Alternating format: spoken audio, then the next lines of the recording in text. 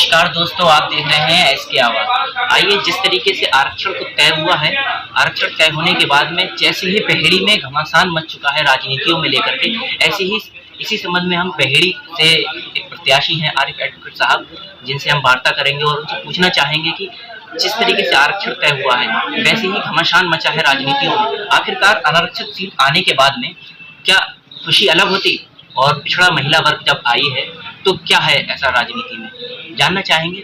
आइए हमारे साथ। तो उधर पे तो तुम्हारा तो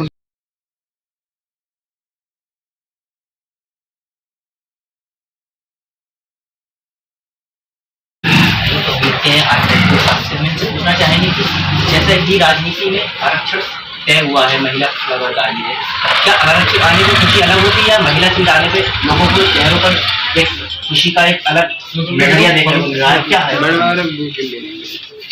शायद भाई, जब जनरल में सीट थी तब भी हमारे लिए बहुत खुशी की बात थी, लेकिन जब से रिजर्वेशन दोबारा हुआ और पिछड़ी महिला में जो सीट आई है तो हमें बहुत खुशी हुई। खुशी इसलिए हुई कि कम से कम नगर पालिका के अंदर जो महिला, अगर जिसको जनता अपना नुमाइंदा चुन के भेजती है यहाँ का, तो वो ऐसा होना चाहिए कि वो खुद कुर्सी पर बैठे और खुद नगर पालिका को चलाए। उसे किस तरह से नगर पालिका को चलाना है, कैसे नियम नगर पालिका के और कानून के तहत हमें काम करना है, तो कम से कम अब ये सब दूध का दूध पानी का पानी हो जाएगा। उन लोगों को बेचैनी है कि जिन्होंने अभी वर्तमान में जो चेयरमैन साहिबा थी, वो पूरे 5 साल में सिर्फ बोर्ड की मीटिंग के अलावा कभी भी नगर पालिका में उन्होंने बैठ के अपने ऑफिस में सुचारू रूप से काम नहीं किया। वो अपना सारा समय लखनऊ के अंदर रह के बिताती थी। उनकी जगह पर उनके पति यहाँ पर नगर पालिका में डेरा डाले रहते थे। तो पूरे 5 साल नगर पालिका के ऑफिस में बैठे पूरी बहेड़ी की जनता ने देखा है। और इतना ही नहीं, लगभग 4.5 साल फौजुल नसीम साहिबा के पति वो ईओ के कमरे में रह के उन्होंने गुजारे, जबकि उनका बहेड़ी के अंदर अपना खुद का मकान भी है। और जो बहेड़ी में जनता ने जिस उम्मीद के साथ में फौजुल नसीम साहब को यहाँ से चेयरमैन चुन के भेजा था, तो पूरे 5 सालों में एक भी जगह कहीं भी किसी वार्ड में किसी मोहल्ले में तो फौजुल नसीम साहिबा कहीं नजर नहीं आई हैं। अब दोबारा जब चुनाव हुआ तो उनके खेमे में जरूर मायूसी होगी, क्योंकि उन्होंने ये सोचा होगा कि अब फिर 5 साल हम लोग जानकारी मिल रही है कि कई ऐसे प्रत्याशी हैं जिनकी अपनी बीवियों से नहीं बनती है, उस पर क्या कहेंगे आप? क्या आपकी तो ऐसा नहीं है कुछ ऐसा? देखिए, हमें तो बहुत खुशी है, मैं किसी के बारे में नहीं कहूँगा, ये उनके अपने फैमिली के मैटर हैं। लेकिन हमें तो खुशी ये है कि अभी जब चुनाव चल रहा था, जो प्रक्रिया माननीय सर्वोच्च न्यायालय से रोक दी गई थी, और तब भी हमारी मैडम जो है, हमारी वाइफ, वो मेरे जब चुनाव की कमान संभाले हुई थी और लगभग आधी बहेड़ी से ज़्यादा उन्होंने डोर टू डोर और हर घर में जाके संपर्क किया था। और अब भी जब से महिला सीट हुई है तब भी वो अपने इसी काम पर फिर प्रचार प्रसार में लगी हुई हैं, और हमें कोई फर्क नहीं पड़ता है। हमें तो और खुशी है कि महिला का काम है, अगर महिला की चेयर पर बैठ के जब जनता चुन रही है उनको, तो उन्हीं को सुचारू रूप से काम करना, ना कि आरिफ वकील जो है वहाँ बैठ के उस कुर्सी पर बैठें और वहाँ अपने आप को अपनी मैडम की जगह पर खुद बैठें। आरिफ वकील से याद आया, लोगों का कहना है कि अगर आप प्रत्याशी होते तो आरिफ एडवोकेट क्या है।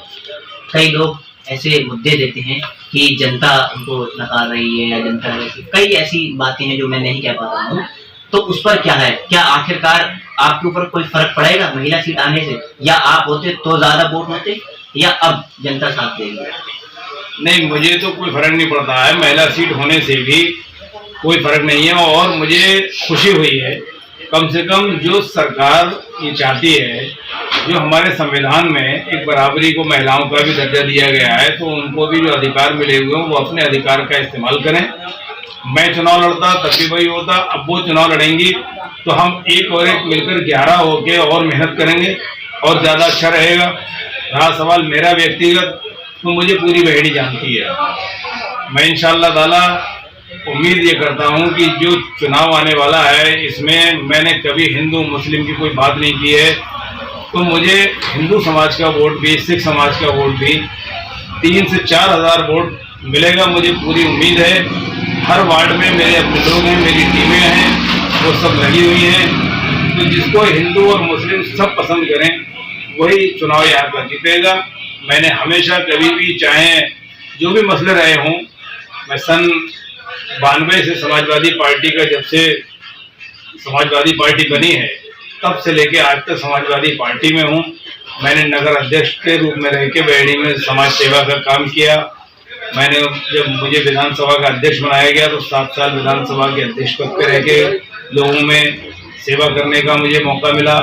उसके बाद में जिला उपाध्यक्ष रहा, पूरे सत्ता के टाइम में जिला उपाध्यक्ष रहा। लेकिन कोई बेहड़ी के अंदर लोगों पे आरोप बहुत है, कैंडिडेट जो भी अगर यहाँ पर चुनाव लड़ रहे हैं, मैं किसी की बुराई नहीं करूंगा, लेकिन मेरे ऊपर मैं ये कहता हूँ, कोई भी बेहड़ी में एक आरोप लगा दे कि मैंने किसी की भी 1 इंच जमीन कहीं बेईमानी की हो, कहीं उनका नाजायज पैसा कहीं लिया हो, मैं वकालत करता हूँ। अपनी वकालत के मेहनताने से अपना जो है यहाँ पर काम करता हूँ। उसके अलावा कहीं भी कोई मेरे ऊपर आरोप हो तो मैं राजनीति नहीं करूँगा, संन्यास ले लूँगा।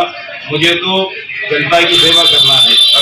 मैं एक वकील की हैसियत से, एक समाजवादी पार्टी के कार्यकर्ता की हैसियत से रह के काम करता चला आया। और अगर जनता मुझे पसंद करेगी, हमारी मैडम को पसंद करेगी, तो हमें और काम करने का मौका मिलेगा। अच्छा, एक चीज और है साहब कि समाज सेवा क्या है? क्या समाज सेवा राजनीति में टच होकर ही होती है या राजनीति से हटकर समाज सेवा कर सकती है? देखिए, समाज सेवा तो जो है ये राजनीति में भी रह के समाज सेवा हम कर सकते हैं, लेकिन समाज सेवा का मतलब ये नहीं है केवल हमें, जब अगर हम नुमाइंदे चुन गए, हम केवल इस पर्पज से चुनाव लड़ रहे हैं कि हमको चुनाव जीतने के लिए आज हम चाहे काम दाम दंड भेद अपना लें, लेकिन ये समाज सेवा में नहीं आता है। आज आपने देखा होगा, लोग बड़े बड़े लोग लालच देके लोगों को और जनता को गुमराह करके उनको खरीदने का काम करते हैं, उनको तनख्वाह देने का काम करते हैं और पैसे बांटने का काम करते हैं। लेकिन जनता सब समझ चुकी है, उन लोगों को नकार चुकी है और उनका बेहड़ी में कुछ नहीं। वो लोग बहुत परेशान हैं। जब से महिला सीट हुई है तब से कई प्रत्याशी, ये सच्चाई है आपकी बात में, कि इतना परेशान है कि वो ये सोच रहे हैं कि हम चुनाव लड़ें या ना लड़ें। और उन्होंने जो भी किया, जब अगर खुद लड़ते तो बात अलग है, वो सोच रहे हैं कि हमारी मैडम कभी घर से बाहर निकलती नहीं है, जो नगर पालिका में बैठने का उनको नियम कानून मालूम नहीं है, कभी समाज सेवा के रूप में जो है कभी भी कहीं आगे आई नहीं है। मेरी जो मैडम है हयातुन्निसा, वो चुनाव लड़ेंगी। हो सकता है, मुझे उम्मीद है इंशाअल्लाह कि समाजवादी पार्टी हमें टिकट देगी और हमें चुनाव लड़वाएगी, तो चुनाव जीतेंगे। जनता का प्यार बहुत मिलता है। तो उन्होंने तो समाज सेवा के रूप में बेहड़ी के अंदर जो एक मुहिम चली थी अभी, कि जो बड़ा परेशानी होती थी लोगों के अंदर, और जो महिलाएं जाती थी एक एक शादी में 4-4, 5-5 जोड़े उनको कपड़े बनाने पड़ते थे, तो ये पर्दा, यहाँ पर्दे का सिस्टम चलाने का काम भी हमारी मैडम ने ही किया था। और ये उनकी एक टीम थी, वो पूरी टीम मिलके जगह जगह पे नशिस्तों में मीटिंगें करके, और वो ये मीटिंगें करती थी कि साहब पर्दे में जाइए, पर्दे में रहिए, पर्दे में खाना खाइए, जो लेडीज पर्दा नहीं उड़ेगी उसको खाना नहीं मिलेगा। ये समाज सेवा के रूप में बहुत सी समाज के अंदर ऐसी बुराइयां, उनको रोकने का काम भी मेरी मैडम ने किया था। तो अभी बहुत सी ऐसी चीजें हैं, मैं आपको बताऊंगा अगले टर्म में भी, कि जो महिला का अधिकार है, जो महिला सशक्तिकरण की बातें हैं, वो आप उनसे भी पूछेंगे, वो खुद बताएंगे। अच्छा, जैसे कि लोग राजनीति में आकर के समाज सेवा करते हैं और अपने आप को समाज के ठेकेदार भी बताते हैं, बहुत बड़े लेवल पे, बड़े पैमाने पे कहते हैं समाज की सेवा कर रहे हैं। पिछले 5 सालों से लगातार जिस तरीके से अपने साथ में पब्लिक का जूम लेकर के चल रहे हैं, क्या आप अपने साथ में पब्लिक लेकर के चलना पसंद नहीं करते, या आप कुछ ऑब्लाइज नहीं करते लोगों को जो भीड़ नहीं इकट्ठी हो रही है? देखिए, ये आपने भी देखा होगा, मेरे पास वीडियो मौजूद है।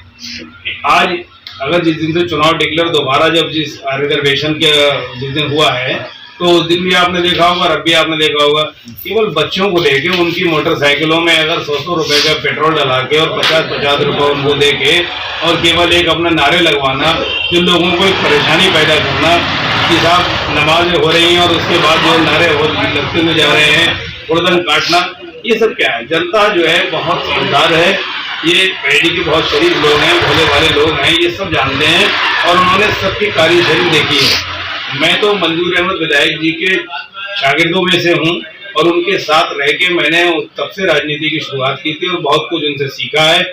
वो भी अकेले ही चलते थे। जब चुनाव का समय होता था, चुनाव डिक्लेयर होने के बाद में जब मीटिंगें चालू होती थी, तब लेके लोगों को चलते थे। मैं घर घर जाता हूँ और लोगों का प्यार, लोगों की मोहब्बत मेरे साथ रहती है।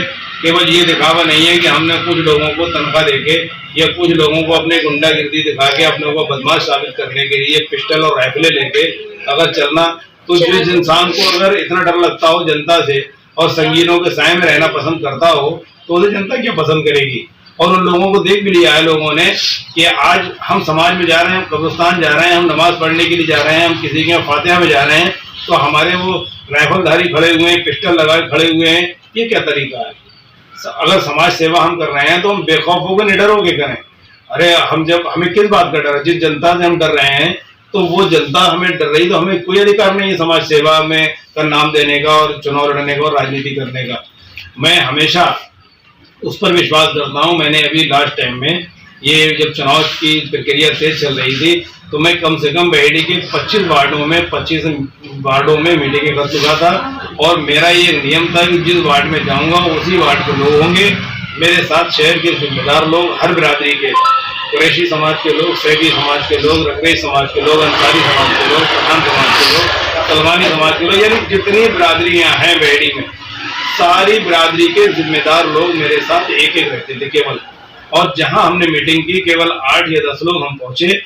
मैं कोशिश यही करता था कि 4 या 5 लोग जाएं, ज्यादा भीड़ भाड़ जाने से कोई फायदा नहीं है। हम उतने ही लोग ले जाएं और वहां 5 लोग इकट्ठे ना हो और हम ये दिखाया था हमारे जनता तक मैसेज पहुंचना चाहिए। और जो मीटिंगें हुई किसी से छिपा नहीं है, आपने भी देखा होगा, सारी वीडियो सोशल मीडिया पे पड़ी कि हमें बहेड़ी की जनता बहुत प्यार देती है। पब्लिक के बीच ही जनता के मैसेज जाता है या डोर टू डोर अगर शांति से अगर मैसेज पहुंचाएं तो कैसा फील होगा? देखिए, डोर टू डोर मैसेज शांति से अगर हम पहुंचाएं वो ज्यादा अच्छा होता है। मैं आज भी अफ्तारी करने के बाद में या दिन में या तरावी के बाद में कम से कम 25, 30 या 50 घर जाता हूँ और घर पे मुझे प्यार मिलता है। आप वो नहीं करते जो यहाँ पर लोग इस टाइम पे चल रहा है कि चाय के खोखे पर, हलीम के ठेले पर, बिरयानी की दुकानों पर जाकर के सलाम और हाथ मिलाना, आप वो नहीं करते क्या? आपको वोट नहीं देंगे जनता के? देखिए, दुआ सलाम तो सबसे करना चाहिए। मैं सलाम करता हूँ सबसे, हाथ भी मिलाता हूँ, लेकिन ये नहीं कि बिरयानी के ठेले पे खड़े हो गए, भाई कितने आदमी है, खिला दिए भाई इनको। अरे आज चुनाव का समय है, आज बिरयानी के ठेले पे खड़े होके, हलीम के ठेले पे खड़े होके और अगर आवाज लगा के उनको जलील करने का काम कर रहे हो। मतलब आपकी ने ये सोच लिया है कि उस आदमी के वोट की कीमत केवल एक बिरयानी खिलाकर और हलीम खिलाने की रहेगी। अरे प्यार तो वो होता है कि हम अगर किसी के दरवाजे पे जाएं और वो हाथ पकड़ के हमें अंदर ले जा रहा है और उसने कहा कि अरे चाय ले लीजिए, ठंडा ले लीजिए या खाना खा लीजिए, ये उसकी दिली मोहब्बत है। और ये नहीं कि आपने सोचा कि अरे लाले को बाद में कह रहा हूँ मैं लालू को इतने पैसे में खिलाई है, अभी मैंने इतने पैसे वहां बांट दिए, मेरा इतना पैसा खर्च हो चुका, 500 रुपए घर में बांटते हूँ मैं, ये क्या है 500 रुपए।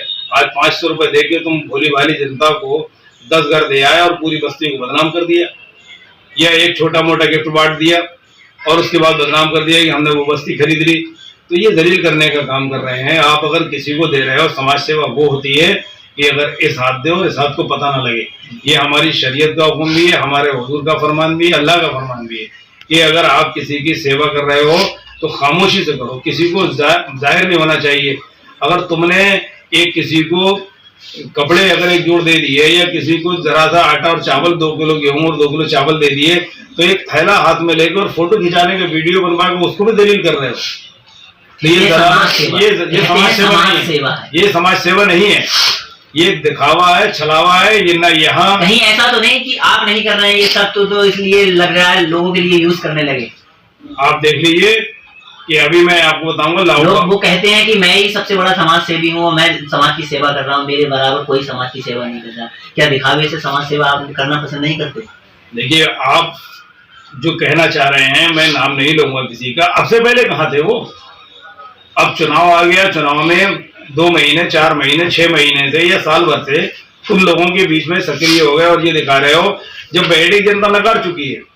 देखिए, समाज सेवा वो होती है, लोगों के दिलों में जीतने का वो होता है कि आप बिना लोभ के और बिना लालच के अगर आपको लोग पसंद करें, आपको लोग वोट दें। बात काट करके मैं पूछना चाहूंगा कि नगर पालिका में जिस तरीके से सफाई व्यवस्था पहले देखी जाती थी, क्या पहले सफाई व्यवस्था अच्छी थी या अब यो शासन जब से लगा, यो के हाथ में नगर पालिका जब से अच्छी है?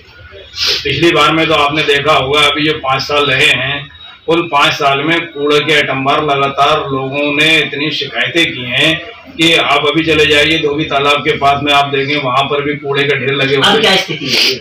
नहीं, स्थिति तो आज भी मतलब ऐसी है, लेकिन थोड़ा सा सुधार हुआ है जब से प्रशासन के अंडर में आया है, तो थोड़ा सा सुधार हुआ है। वरना लोगों को सफाई नायकों के नाम से लोगों को तनख्वाहें निकाली जाती थी। लास्ट ऑप्शन, अपने वोटरों के लिए क्या मैसेज देना चाहेंगे? हमारे वोटरों के लिए है कि हम ये कहते हैं कि भाई जितने कैंडिडेट हैं और उन कैंडिडेटों में अगर आपको ये लगे कि हम आपके हर समय 24 घंटे काम आने वाले हैं, आपके हर समय सुनवाई करने के लिए मौजूद हैं, ना कि लखनऊ और दिल्ली रह के या अपने घर आराम गाँव में बैठ के आराम करने वाले हैं, तो उसमें आपको ये चुनना है कि अगर मैं आपको सही लगता हूँ और मेरा अगर परिवार, मेरी पत्नी अगर आपको सही लगती है तो आप उन्हें वोट दीजिए। और हम हिम्मत आज से नहीं, मैं सन 92 से लगातार समाजवादी पार्टी में रह के काम कर रहा हूँ। समाजवादी पार्टी आपके लिए चुनाव में वोट मांगेगी? मुझे उम्मीद है कि पार्टी के संगठन से जुड़ा हुआ व्यक्ति हूँ, कार्यकर्ता हूँ समाजवादी पार्टी का, और दूसरा कोई समाजवादी पार्टी का है ही नहीं। समाजवादी पार्टी में कई लोग जुड़े हुए हैं, कई अपने आप को कोई सचिव बताते हैं, कोई कुछ बताते हैं, कोई नगर अध्यक्ष के पद पर बताते हैं मैं रह चुका हूँ, तो उसमें इतने लोग पद पर रहे हैं, क्या टिकट की संभावना कैसे करके आप जज कर रहे हैं कि आपको ही मिल सकता है? जो अपने आप को नगर अध्यक्ष बता रहे हैं या बता चुके हैं, उनके आप फ्लैग देख लीजिए, उनके उस पर समाजवादी पार्टी का अभी रमजान मुबारक के अगर वो लगे हुए हैं, पोस्टर फ्लैक्स लगे हुए हैं, उसमें समाजवादी पार्टी के कलर हो, समाजवादी पार्टी के नेताओं का कहीं नाम हो, कहीं फोटो हो, कहीं माननीय राष्ट्रीय अध्यक्ष जी का, प्रदेश अध्यक्ष जी का, जिला अध्यक्ष जी का, किसी का भी बहेड़ी संगठन का, विधानसभा अध्यक्ष जी का फोटो हो। और जो अपने आप को प्रदेश सचिव बना रहे हैं, वो प्रदेश सचिव तब तक के लिए बनाए गए थे, उनके बारे में पूरी बहेड़ी जानती है, जब तक के लिए विधानसभा के चुनाव के समय उनको बना दिया गया था कि इसलिए कि ये विधानसभा के चुनाव में यहाँ खुराफात कर रहे थे और बीजेपी को लड़ा रहे थे। उन्होंने ब्लॉक प्रमुखी का चुनाव बीजेपी को लड़ाया, विधानसभा के चुनाव में भी विरोध किया पार्टी के प्रत्याशी के माननीय अताउर रहमान साहब का।